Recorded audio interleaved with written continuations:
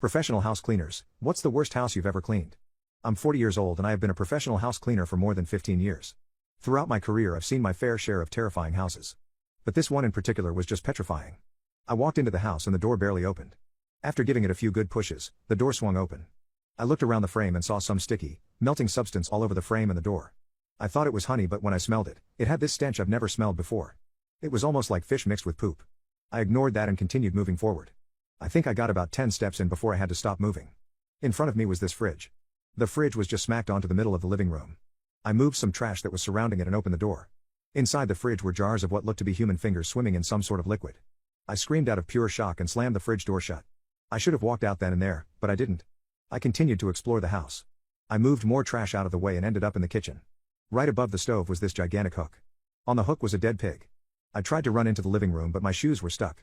That nasty substance that was on the door frame was all over the kitchen floor. I was so scared I just ripped my shoes off and made my way to the living room. I was speed walking quickly to the door when I stepped on something gushy. I looked down and saw 3 dead snakes, cut open, with their guts laid out all over the floor. I screamed my head off. I was hit with a wave of nausea, so I went to grab a bucket that was next to the sofa. The bucket had some bubbling, gooey, substance with rats and roaches swimming in it. It was practically radioactive. That house was filled with so many horrifying things. I eventually was able to get out. I puked my guts out on the front lawn, ran into my van, and sped off.